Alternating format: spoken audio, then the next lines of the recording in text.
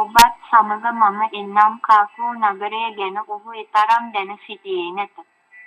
ඒ සිසිර ඉත්තුව වූයෙන් දහවල් කාලයේ පැවති හිරු එළියෙන්වත් ඇඟ ටිකක් උණුසුම් කර ගැනීමට ඔහු අසමත් විය.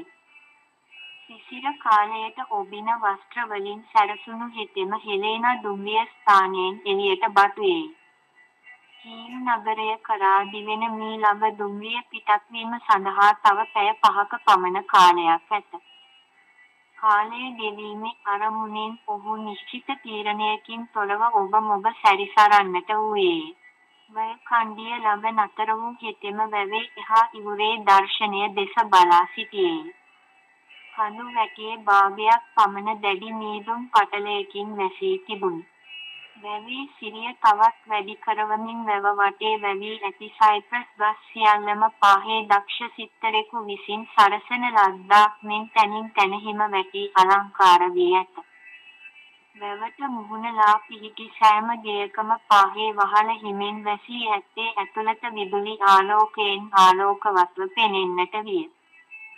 වැව මායිම් කරමින් දිවෙන මහා මාර්ගයේ තැන්පත් වී ඇති හිම දෙපැත්තට ගොඩ කරමින් ගමන් ගන්නා මිනිසුන් දෙදෙනෙකි. ඔවුන් අතේ වලින් තනන ලද්දා වූ උදැල්ලකට සමාන උපකරණයකින් මුළු මහා මාර්ගයම පැහැදිලි විය. තම අත්ඔරලෝසුව දෙස බැලූ ඔහු දුම් වැටියක් දල්වාගෙනව කණ්ඩිය මත හිඳගත්තේ.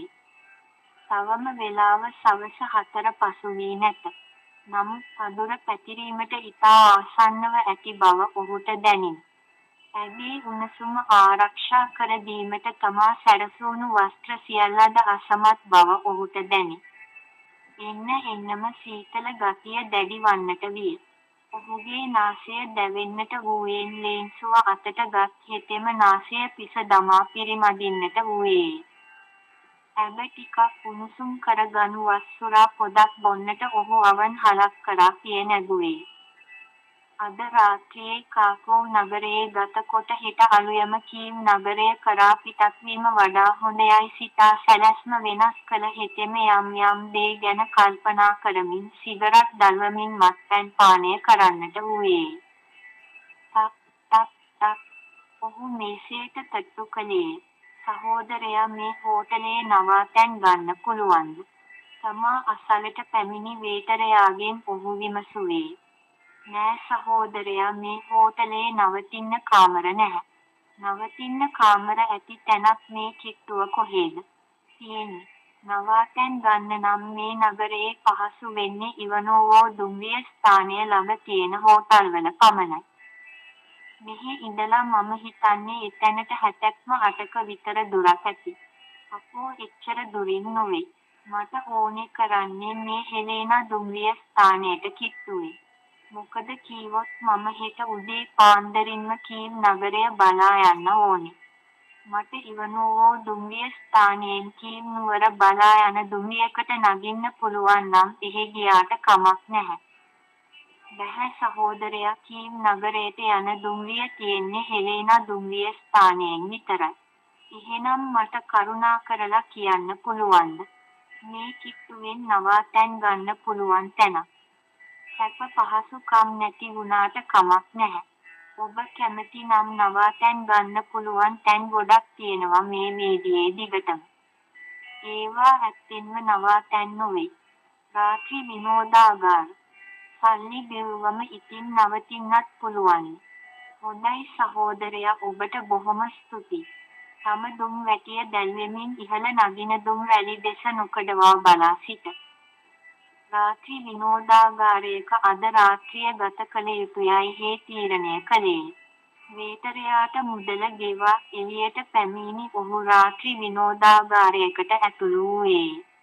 දොරටුව අසල සිටි තරුණිය ඔහුට ආමන්ත්‍රණය කරමින් උණුසුම් වේලාවකින් පිළිගත්තාය.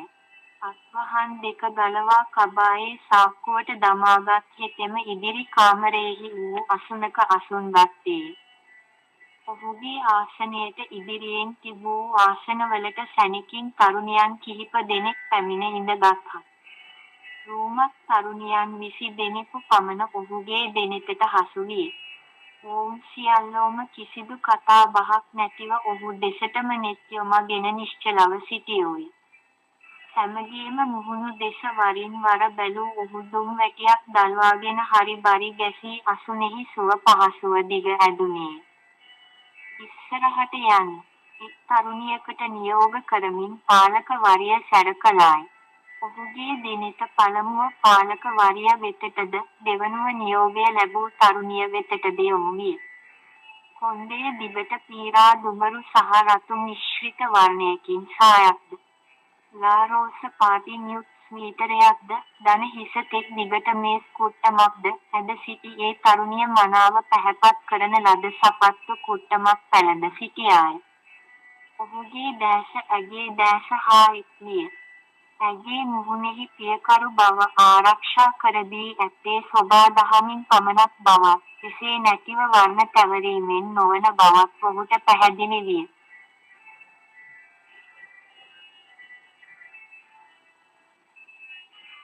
අලංකృత වූ වීදුරු අල්මාරියේ ආධාරය පතමින් සිටගෙන හුන් ඇගේ මුහුණෙහි පසුතැවිල්ලක ඉරියව්වක් පෙනෙතැයි ඔහු අනුමාන කළේය.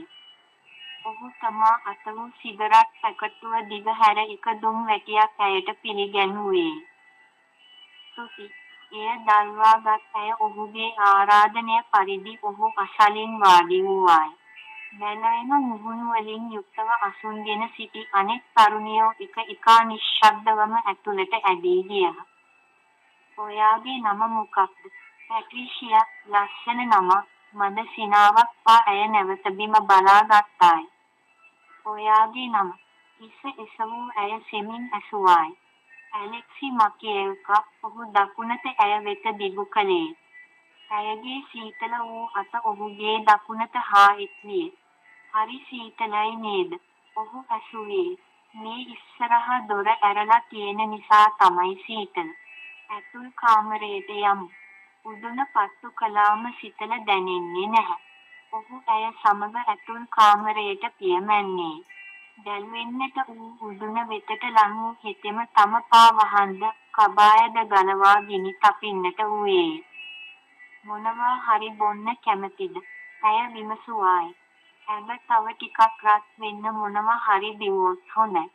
පැවසූ හෙතෙම තමාගේ පැමිණීම වෙනුවෙන් අය විය යුතු මුදලද වොඩ්කා බෝතලයක් ගෙනා ගැනීම සඳහා තව මුදලක්ද ඇය අත තැබුවේ. පිරුණු වීදුරු දෙක එකට තට්ටු කොට සාදු නාද දුන් ඔවුහු සෑහෙන වේලාවක් නිශ්ශබ්ද වූහ. පහත මාලයෙන් ඇසෙන සංගීත රාවයට අනුව ඇලෙක්සි වීදුරුවට තට්ටු කරන්නට වූයේ. සංගීත රාවය නැවතී යත්ම ඔහුගේ දෙනෙත කාමරය පුරා දිව ගියේ. බිත්ති සතරේ කිසිදු පින්තූරයක් දක්නට නැත. එක් බිත්තියක එල්ලන ලද කැලැන්ඩරයක් පමණක් විය. ඈත ලස්සන දර්ශනයක් පෙනෙන අයුරින් ඇති කවුළුවට දකුණු පසින් ඇඳුම් රාක්කයේ ලස්සන පාටින් මසා නිම කළ ගවුම් කීපයක් තිබුණි. කවුළුවේ අනෙක් පස ඇති ඇඳුම් රාක්කයේ මුව පිස්නාකඩ දෙකක් පමණක් විය.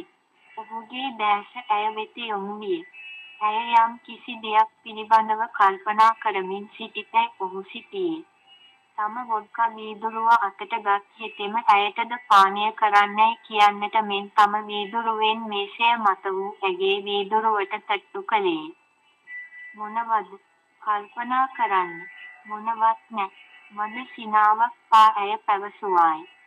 අර ජනේලයෙන් පෙනෙන දර්ශනය හරි ලස්සනයි නේද? ඔහු ඇසියේ. ඒ දර්ශනයේ ලස්සන දකින්න පුළුවන් වසන්ත ඍතුවේදී. අලුත් දළු වලින් හැම ගහක්ම ලස්සන වෙලා. පෙනෙන හුඟක් ගස්වල මල් පිපිලා තියෙන්නේ ඒ ඍතුවේදී විතරයි. මට නම් හිතෙනවා සිසිර ඍතුව ඊට වඩා ලස්සනයි කියලා.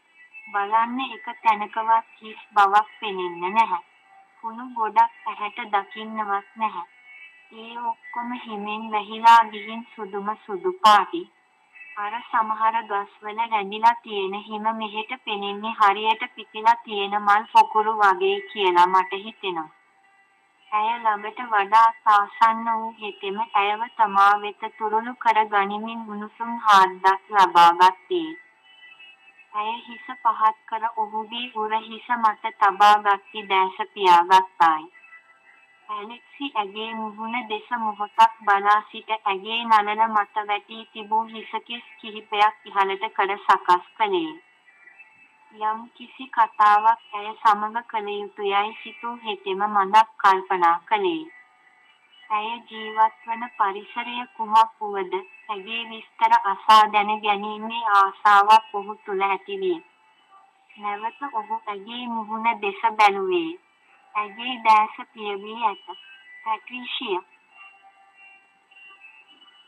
ඇය හිස ඔසවා බැලූවායි. "ඒ ඔයාට නිදිමතද?"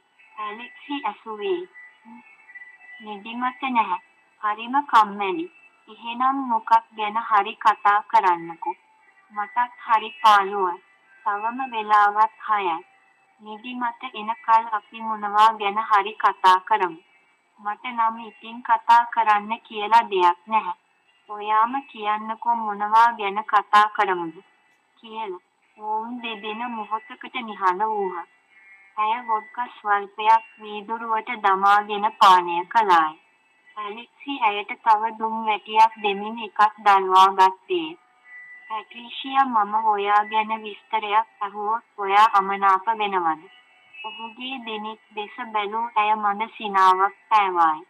"මම මොනවටද අමනාප වෙන්නේ? ඔයා මට වරදක් කරලා නැහැනේ. එහෙනම් මම ඔයාගෙන් අහන්නම්. ඇත්තෙන්ම ඔයා ඇයි මේ වගේ ජීවිතයක් ගත කරන්නේ? මගේ දෛවය මාව ඒ තරම්ම පෞකාරියක් කරලා තියෙන නිසා. ඒකේ තේරුම මොකක්ද? මම විශ්වාස කරන්නේ නැහැ කිසිම කෙනෙකුට මගේ ජීවිත කතාව හෝ ඒකේ විස්තරයක් කිව්වට ඒකෙන් කිසිම ප්‍රයෝජනයක් සිදුවේ කියලා. මම අහපු ප්‍රශ්නය නිසා ඔයා අමනාප වුණා නේද?" "අයියෝ අමනාපයක් නොවෙයි. මම කිව්වේ ඇත්තටම ඒවා කිව්වට අපි දෙන්නාටම සිදුවෙන සෙතක් නැහැ.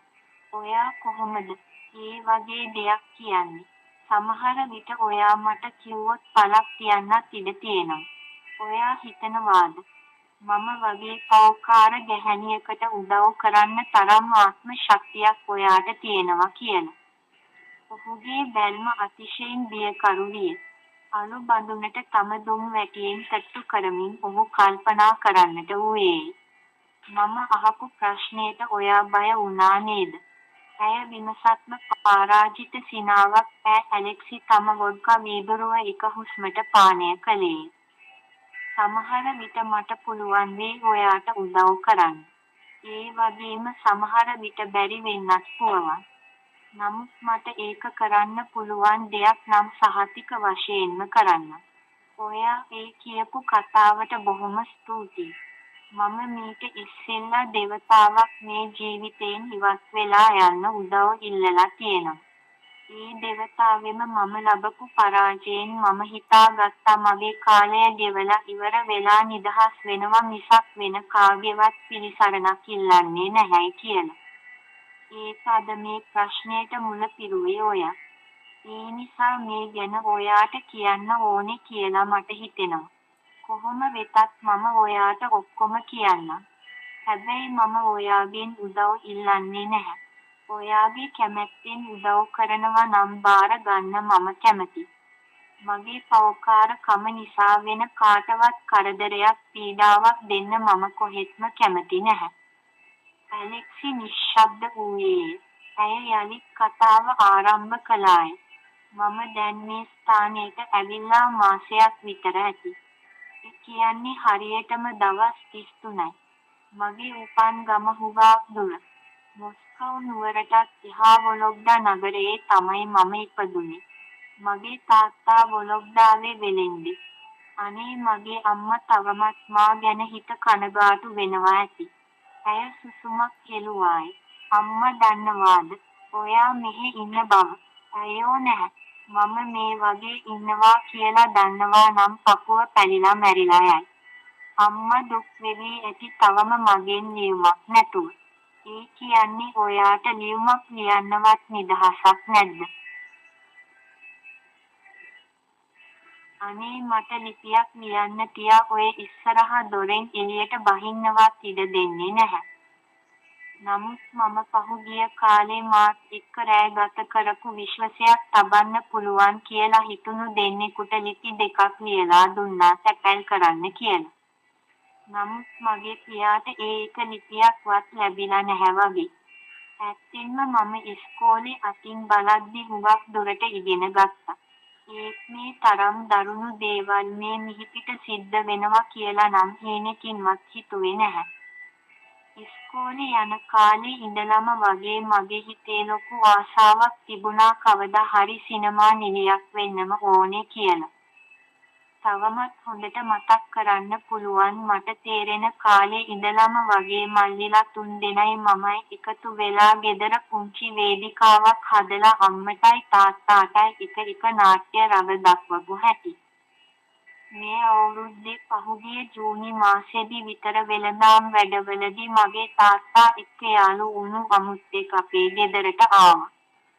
මිනිහගේ උපන් ගම කොහෙද කියලා මම හරියටම දන්නේ නැහැ. කොහොම නමුත් මිනිහා ඉක්මනට අපේ ගෙදර අයගේ විශ්වාසය දිනාගත්තා. දවසක් තාත්තා ඒ මිනිහට මගේ බලාපොරොත්තුව ගැන ඒ කියන්නේ සිනමා නිළියක් වෙන්න තියෙන ආසාව ගැන කිව්වා.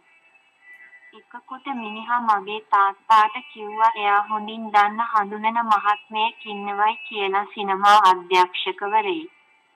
ඒ එක්කම කිව්වා ළඟදී එක චිත්‍රපටයක රඟපාන්න තරුණියන් කීප දෙනෙකුව හොයා හිටපු බවත්. අනේ මගේ අහිංසක තාත්තා තවමත් හිතෙන් ස්තුති කර ඇති ඒ අදමයාට. ඒ තාත්තා මේ බව දන්නවා නම් මෙලහකටත් මාව බේරා ගන්න ඇවිල්ලා. පොඩ්ඩකට ඉන්න මම පහත මාලයට ගිහින් බලලා එන්නම්. ඇය පිස්සියක ලෙසින් කාමරයෙන් ඉවත්ව ගියාය. ඉතිරි වොඩ්කා සියල්ල වීදුරුවට දමාගත් හෙතෙම තව දුම් වැටියක් දල්වා ගත්තේ. ඇය පෙරලා කාමරයට පැමිණිය. මම හිතන්නේ තවමත් තාත්තාටයි අම්මාටයි ඒ ලියුම් ලැබිලා නැතුව ඇති. සුසුමක් හෙළමින් පැවසුවාය. ඇලෙක්සි තවම ඔයා මේ ලෝකෙ ගැන හුඟක් දේවල් දන්නේ නැහැ. මං හිතනවා මේ එක මාසයට මම ඉගෙන ගත්ත දේවල් අනෙක් මුළු ජීවිත කාලෙදීම ඉගෙන ගත්ත දේවල් වලට වඩා වැඩි කියලා. නැවතත් ඇය හමුවේ පරාජිත සිනහවක් පා වොඩ්කා වීදුරුව අතට ගත් ඇලෙක්සි එක හුස්මට එය පානය කළේ. ඉතින් ඔයාව මේ ස්ථානයට එක්ක ආවේ කවුද? මම ඉස්සෙල්ලා කිව්වේ අර තාත්තා එක්ක යාළු වෙලා ආපු තිරිසනා ගැන. අන්න ඌ තමයි මාව විතුනාගෙන කාපු අදමැ. කෝපයෙන් දිලිහෙන්නට ඌ ඇගේ දැසට කඳුළු නැගින. නමුත් ඇලෙක්සි පසුවන ආකාරය ඇයට දයක් ගෙන දීමට සමත් විය. මදක් නිශ්ශබ්දව සිටි ඇය යළිත් කතාව ආරම්භ කළාය. ඒ මිනිහා මාව මෙතැනට ගෙනාවේ මේක සිනමා නිළියන් තෝරන තැනක් කියලා. එයා මාව පාලිකාවට බාර දීලා යන්න ගියා. රෑ කෑම කෑවාට පස්සේ මම මේ කාමරයට ඇවිල්ලා ඇඳේ හාන්සි වෙලා සබරාවක් බලා ඉන්නකොට පාලිකාව මට කතා කළා. ඒ වෙලාවේ මම ඉස්සරහ කාමරයට ආවා. එක පුටුවක හොඳට හැදුණු වැඩුණු ඇඟක් තිබුණු ඒ වගේම හොඳට ඇඳලා හිටපු පිරිමියෙක් ඉඳගෙන හිටියා. ඊට ඉස්සරහින් ඒ කියන්නේ අද ඔයා ආපු වෙලාවේ ඉස්සරහ කාමරේ හිටියා වගේ. කෙල්ලෝ කීප දෙනෙක් ඉඳගෙන හිටියා. මම ඇත්තටම හිතුවේ ඒ සිනමා අධ්‍යක්ෂකවරයෙක් කියලා. පාලිකාව ළඟට ගිහින් අර පිරිමියා මාව පෙන්වලා මොනවදෝ ඇහුවා. "ඊ මොකක්ද?" කියලා මට ඇහුනේ නැහැ. ඒ වෙලාවේ මගේ හිතට ලොකු සතුටක් ඇති වුණා. ඒ එක්කම එයා මට ඇවිත් කිව්වා මගේ කාමරයට යමුවයි කියලා. මම එයාට අවනත වෙලා එයාත් එක්ක කාමරයට ඇතුල් වුණා. මම ආපහු දොර ළඟට ඇවිත් බැලුවා. ඒ වෙලාවේ මගේ ඇස් දෙකට පෙනෙන්න කවුරුත් හිටියේ නැහැ. මගේ හිතට බයක් ඇති වුණා. ආපහු කාමරයට ඇතුළු වෙලා මම සෑහෙන වෙලාවක් දොර ඇරලාම තිබ්බා. ඔය දොර ඇරලා තියන්නේ තවත් සීතල වැඩි වෙනවනේ කියලා එයා කීවාම මම දොර වහලා උඩුන පත්තු කෙරුවා. ඔයා මෙතැනට ආවේ අදද? "ඔව් මම ආවේ අද හවස." "ඔයාගේ නම මොකක්ද?" පැට්‍රිෂියා මේ වගේ සුළු විස්තර ටිකක් මගෙන් ඇහුවා. නමුත් එයාගේ කිසිම විස්තරයක් අහන්න මට ඕනේ නැහැයි කියලා හිතුණා. කාමරය සෑහෙන්න උණුසුම් වුණාම එයා කබායක්, ස්වීටරයක්, පාවහන් දෙකත් ගලවලා දැම්මා. මගේ හිතට අමුතු බයක් ඇති වෙන්න පටන් ගත්තා.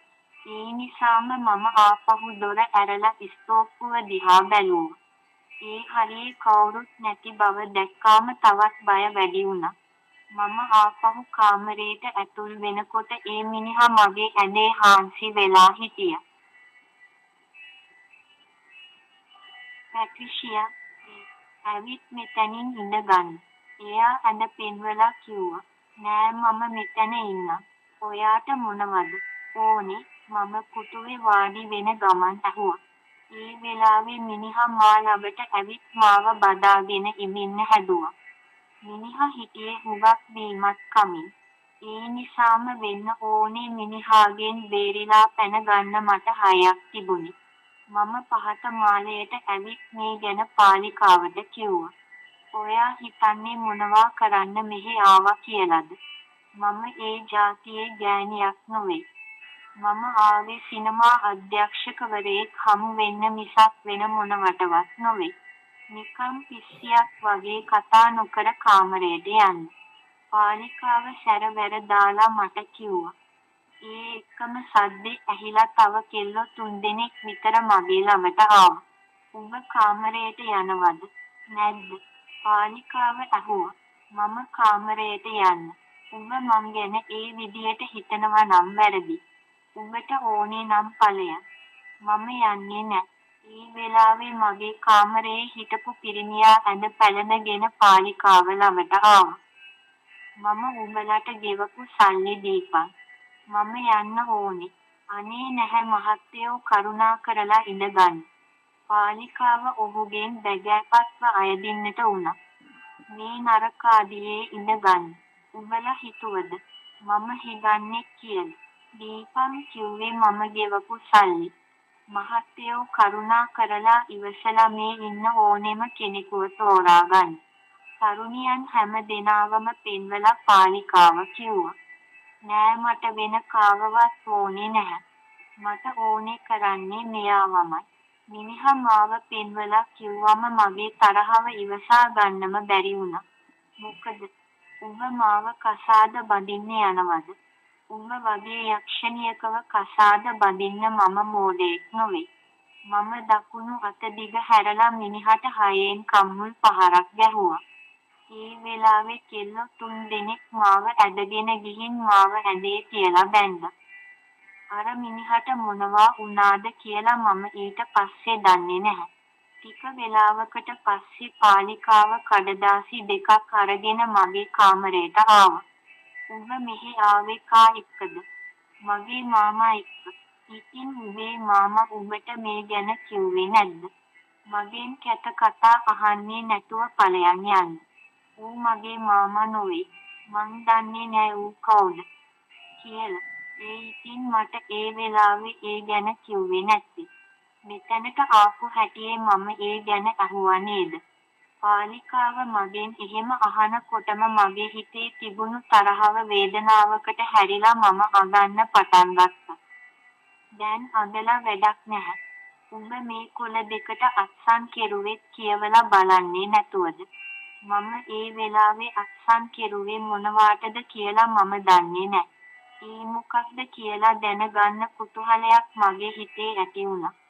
කාකෝ නගරයේ ඇලෙක්සැන්ඩ්‍රෝයි වීදියේ එංක 21 දරන රාත්‍රී විනෝදාගාරයේහි සල්ලාලයන් තෘප්තිමත් කිරීමේ කාර්යයට පැට්‍රිෂියා උලියානෝස් වන මම බැඳී සිටිමි. තවද වසර 3ක අඛණ්ඩ කාලයක් පාලකයන්ගේ අන පරිදි ක්‍රියා කිරීමටත් මා විසින් උපයා දෙන මුදලින් 20% කොටසක් මාගේ ආදායම ලෙස බාර ගැනීමටත් විනෝදාගාරයේහි නීති රීති නිසියාකාරව පිළිපැදීමටත් මා කැමැති බව ප්‍රකාශ කරමි. ඉහත සඳහන් කොන්දේසි කියවා බලා හොඳින් පැහැදිලි කරගෙන අත්සන් කළෙමි. පාලිකාව මගේ අත්සන පින්වත්ම මගේ දැස නීලංකාර වීගෙන යන බවක් මට දැනුණා. අනේ දෙවියනි මම ඒ දෙයක් නම් දන්නේ නැහැ. ඒ වෙලාවේ කියවලා බැලුවේ නැද්ද? පාලිකාව ආයෙත් ඇහුවා. අර තිරිසනා මට කියවන්න දුන්නේ නැහැනේ.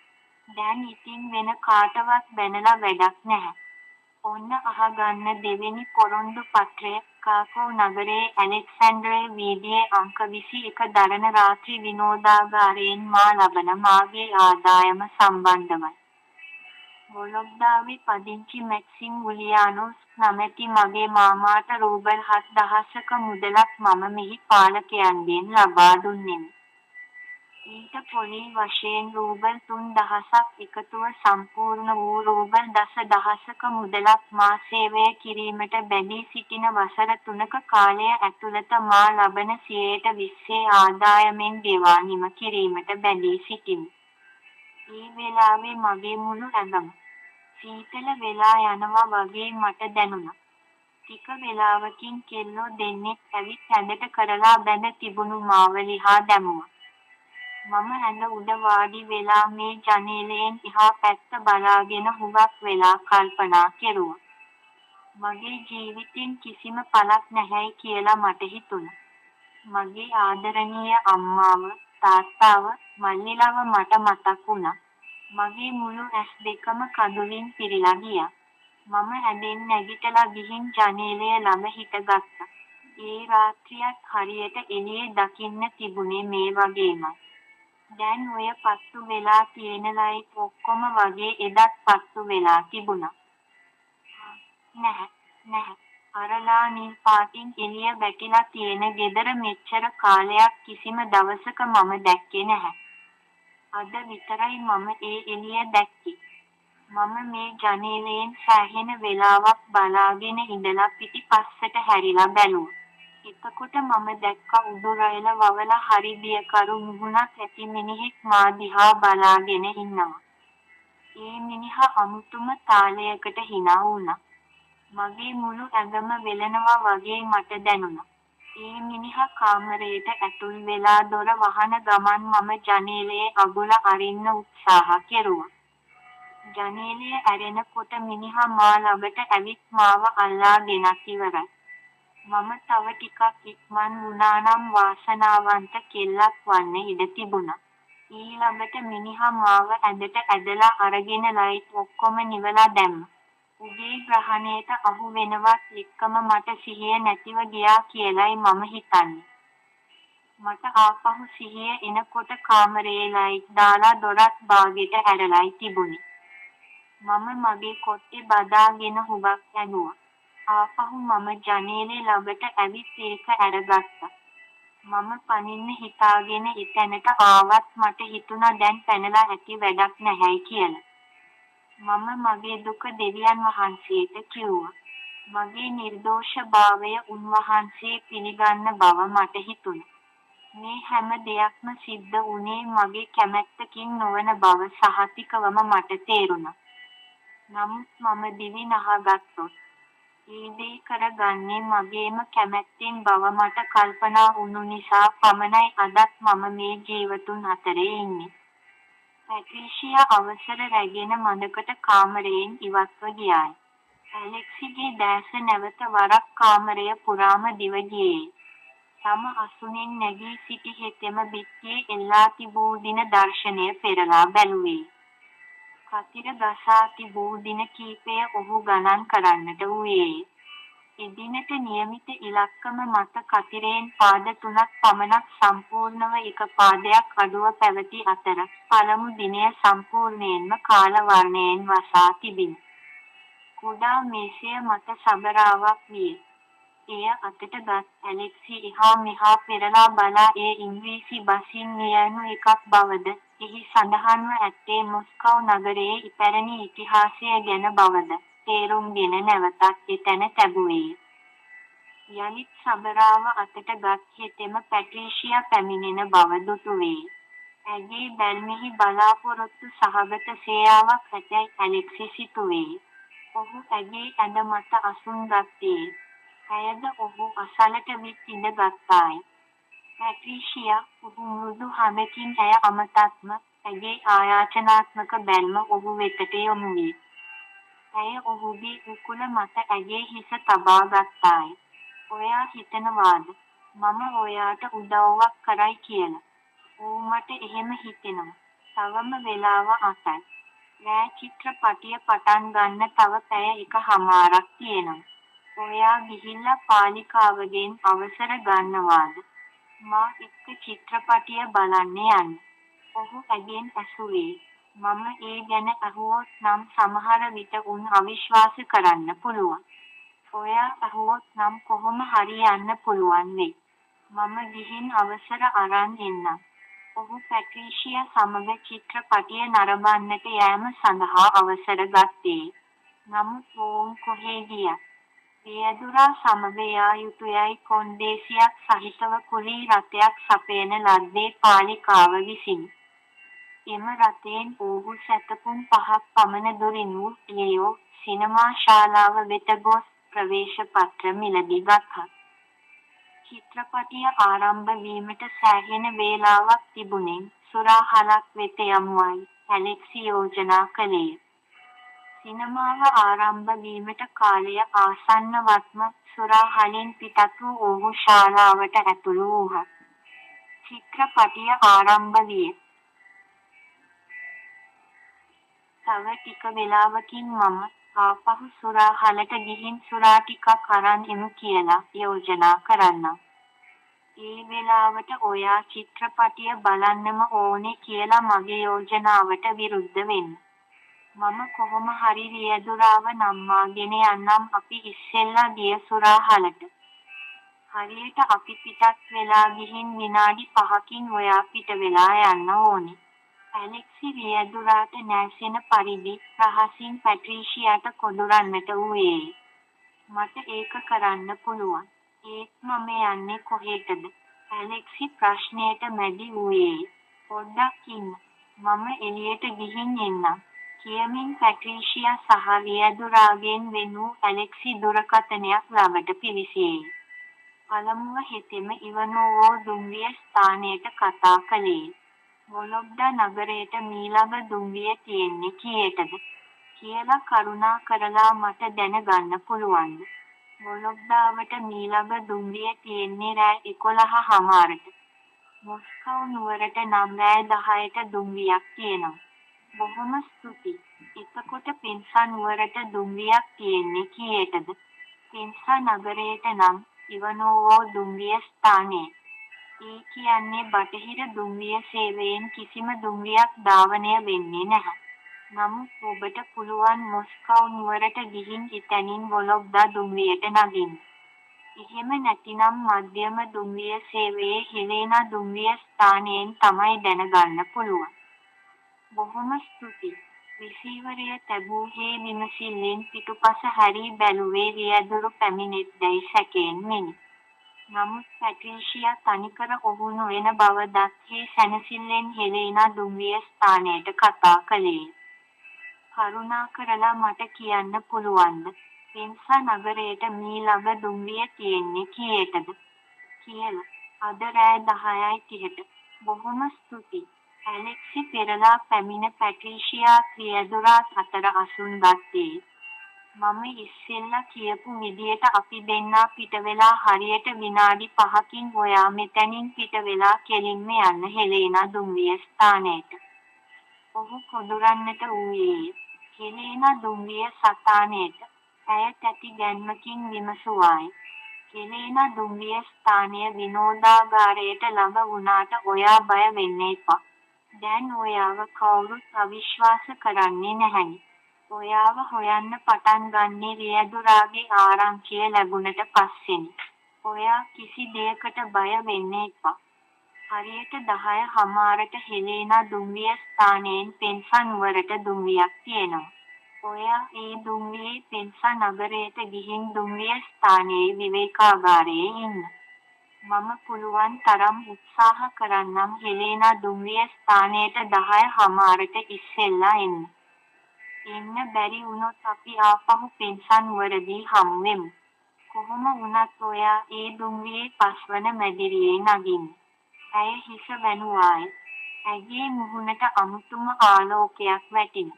රියදුරා තිරය දෙසටම නෙත් යොම සිටියෙන් ඔහු චිත්‍රපටියේ රස විඳිමින් සිටිතැයි ඇලෙක්සි සිතුවේ. සහෝදරයා හොඳ චිත්‍රපටිය නේද? ඇලෙක්සි ඇසියේ. අපෝ මොන හොඳක්ද?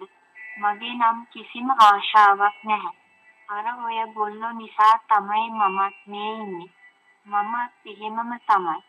අපි එහෙනම් යමුද යන්න.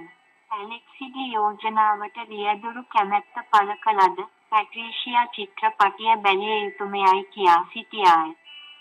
සියලු කටයුතු සාර්ථක කර ගැනීමට සිතූ තරම් අපහසු නොවන බව ඇලෙක්සි තේරුම් ගත්තේ.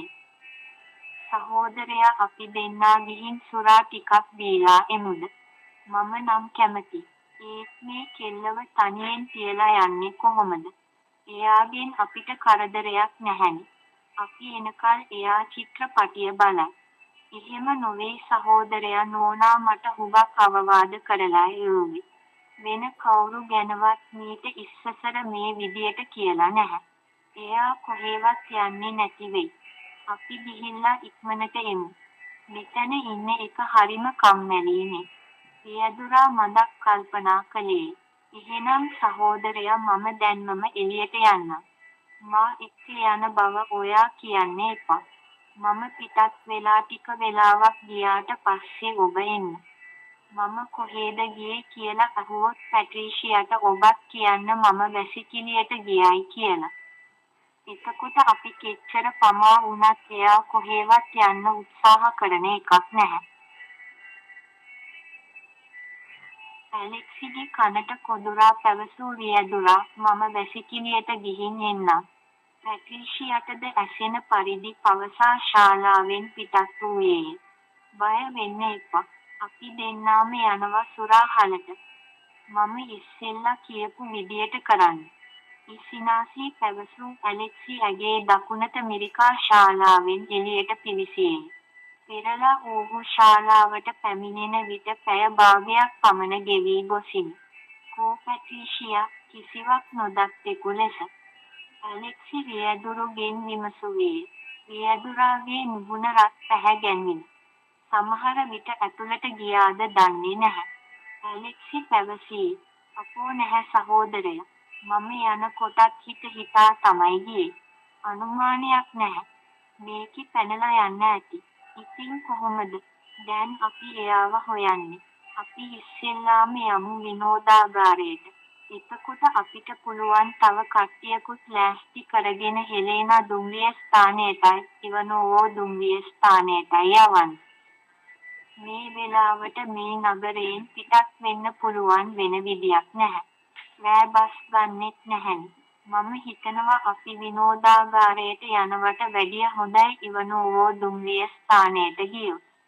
ඒකට හේතුව එයාගේ උපන් ගම මම හිතන හැටියට වොලොග්දාව. වොලොග්දාව තමයි. එහෙනම් සහෝදරයා අපි මේ ගැන විනෝදාගාරයට දන්වලා ඒ කියන්නේ ටෙලිෆෝන් කරලා යමු ඉවනෝවෝ දුම්රිය ස්ථානයට. රියදුරා පැවසී. සහෝදරයා මේ දැන් අපි මේ ගැන දැනුවොත් අපි දෙන්නා වැරදි කාරයෝ වෙනවා නේද? එයා එක්ක හිටපු නැති නිසා. මට නම් හොඳටම සහතිකයි ඔය කෙල්ල මෙලහකට ඉවනෝවෝ දුම්රිය ස්ථානයේ බලාගෙන ඇති වොලොග්දාවට යන දුම්රිය එනකල්. අපි එහෙ ගිහින් එයාව අල්ලා ගත්තාම අපි වැරදි කාරයෝ නොවේනේ. එතකොට කිසි කරදරයක් නැතිව අපි දෙන්නාට පැට්‍රීෂියාවත් අරගෙනම විනෝදාගාරයට යන්න පුළුවන්. අපිට කිසි කරදරයක් වෙන්නෙත් නැහැ. ඕ සහෝදරයා ඔබේ කීම හරි. අපි දැන්මම යමු ඉවනෝවෝ දුම්රිය ස්ථානයට. රියදුරා සමග එකඟ වී ඇලෙක්සි රථයට නැගුණේ. වේලාව 10 පසු වී විනාඩි 10කි. තව විනාඩි 20කට පසුව කිසිසේත් පැට්‍රීෂියා ඇල්ලීමට කිසිවකුත් සමත් නොවන බව ඔහු දත්තේ. ඔහුගේ අදහස වූයේ කෙසේ හෝ හෙලේනා දුම්රිය ස්ථානයේදී ඇයව මුණ ගැසීමටය. රථය සතර මං හන්දියකට ආසන්න වෙමින් තිබිණ. රාත්‍රියේ පැවැත් වූ යම් කිසි උත්සවයක් නිසා ඒ ප්‍රදේශයෙහි ජනයා පිරී සිටියේ ගිම්හාන සමයේ දහවල් කලෙක මෙනි. අර යන්නේ පැට්‍රිෂියා නේද? ඇලෙක්සි ඇසියේ. කොහෙද? ඔහොම වාහනය අයින් කරලා නවත්වන්නකෝ. බැහැ සහෝදරයා මේ හරියේ වාහන නවත්වන්න තහනම්. තව ටිකක් ඉස්සරහට ගිහින් නවත්තමු. එහෙනම් මම මෙතනින් බහින්නම්. ඔබ වම් අතට හැරෙන පාරට වාහනය ගෙනියලා ඉස්සරහින් නවත්වාගෙන එන්න. රියදුරාව මුලා කළ ඇලෙක්සි ආපස්සට දිව අවුත් වෙනත් කුලී රථයකට නැගුණේ. හරියට 10:27යි. ඔහු තමාටම කියා ගත්තේ. පෙන්සා නගරයට ටිකට් පතක් රැගෙන 10:00ට පිටත් වීමට නියමිත දුම්රියේ පස්වන මැදිරියට ඔහු ගොඩ වත්ම වූ හඬ නගමින් දුම්රියේ ඉදිරියට ඇදෙන්නට විය. ඇය ඇලෙක්සිට තුරුළු වූවාය. ඇලෙක්සි මට හිතෙනවා මම ආපහු සැරයක් ඉපදුනා කියලා. ඔයා මට කරපු උදව්වට මම මගේ මුළු ජීවිතේන්ම නෙයයි.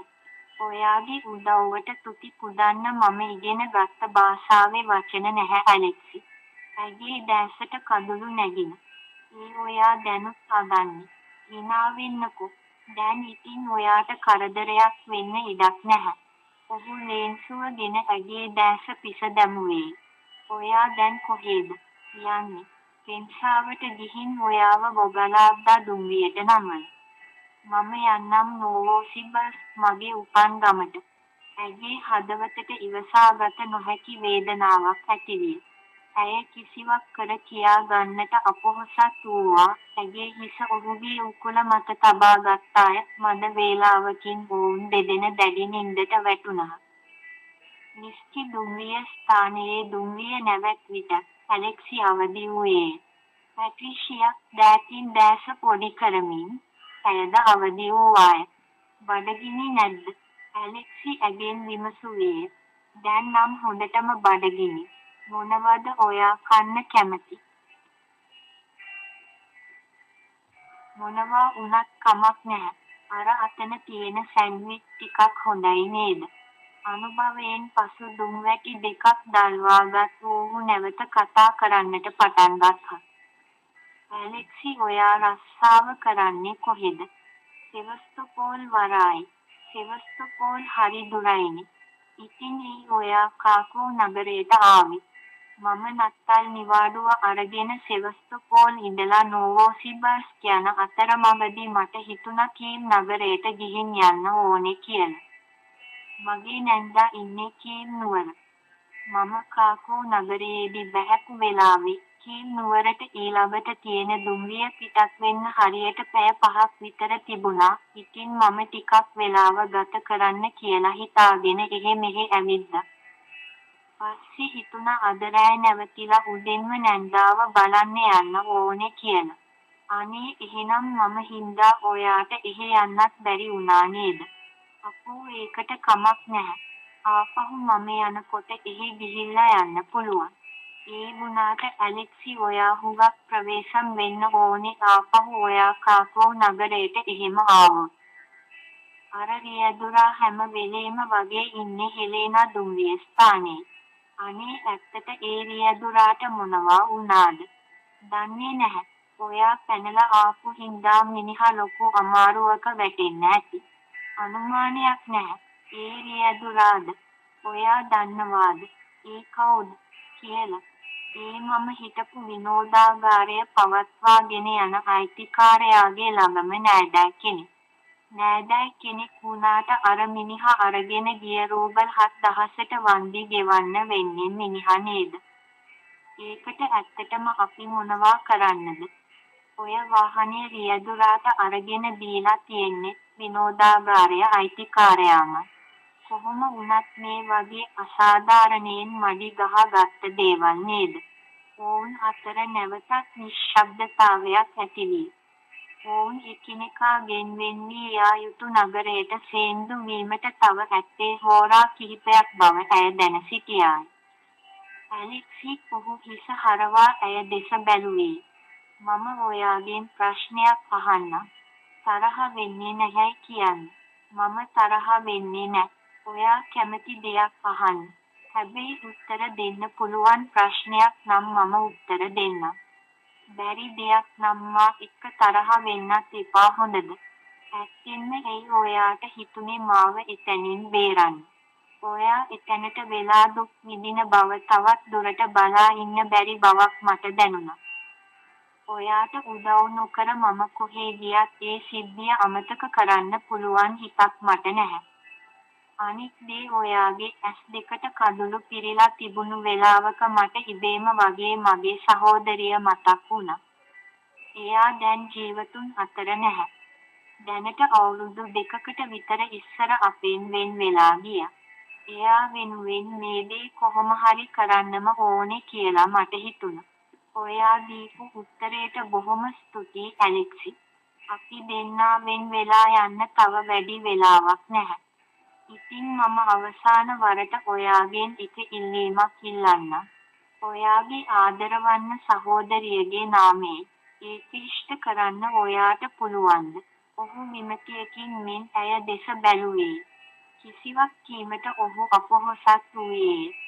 ඔයා මට පොරොන්දු වෙන්න ඇලෙක්සි මින් මත්තට රාත්‍රී විනෝදාගාරවල සුවයක් ලබන්න යන්නේ නැහැයි කියලා. ඒක මම ඔයාගෙන් ඉල්ලන එකම ඉල්ලීමයි. ඇලෙක්සි නිරුත්තර වූයේ. ඉදිරියට ඇදෙන දුම්රියේ කවුළුවෙන් හේ ඉවත බලා සිටියේ. වේගයෙන් දිවෙන දර්ශන කිසිවක් ඔහුට පැහැදිලිව දැක ගත නොහැකි විය. ඇලෙක්සි ඔයා මගේ ඉල්ලීමට අහුම්කන් දෙන්න කැමති නැද්ද? එනමුදු ඇලෙක්සි නිරුත්තර වූයේ. එහෙනම් ඔයා මට කියන්න ඇත්තෙන්ම ඔයා ඒ වගේ තැන්වල සුවයක් ලබන්න යන්නේ කියලා. මම හිතන්නේ නැහැ ඒකේ වරදක් තියෙනවා කියලා. මම විවාහකයෙක් නොවේ. මම මගේ දුක සැප එක ලෙස බෙදා ගන්න කාටවත් බැඳිලා නැහැ. අනික් එක මම මගේ ආශාවක් සංසිඳුවා ගන්න නිර්දෝෂ කෙනෙකුව වරදට පොළඹවනවා නම් ඒක වැරදි. නමුත් මම ඒ වගේ තැනකට යන්නේ බලෙන් යම් කිසි දෙයක් ලබා ගන්න නොවේ. ඇලෙක්සි මිනිසුන් හැටියට අපි කොයි තරම් ලොකු වරදක් කළත් කවදාවත් කැමති වෙන්නේ නැහැ වැරැද්ද පිළිගන්න. ඇත්තෙන්ම මට ඔයා එක්ක වාද විවාද වලට පැටලෙන්න කිසිම ඕනේ කමක් නැහැ. විනෝදාගාර වලට ගිහින් සුවයක් ලබන එක ඔයා කොයි තරම් නිවැරදි කියලා කිව්වත් මම නම් ඒක කවදාවත් පිළිගන්නේ නැහැ. මම ඔයාගෙන් එක ප්‍රශ්නයක් අහන්නම්. කවදා හෝ ඔයා විවාහ ජීවිතයට ඇතුල් වෙනවා නේද? සමහර විට ඔයා අවිවාහක ජීවිතයක් ගත කරන්නත් පුළුවන්. ඔයාට යම් කිසි දවසක විවාහ වෙන්න ඕනේ කියලා හිතුණොත්. ඔයා හොයන්නේ පිරිසිදු ජීවිතයක් ගත කරපු කෙනෙකුව නේද? ඒක දැන්ම තියෙන ප්‍රශ්නයක් නොවේනේ. ඇලෙක්සි ඔයා ප්‍රශ්නයෙන් ඈත් වෙනවා.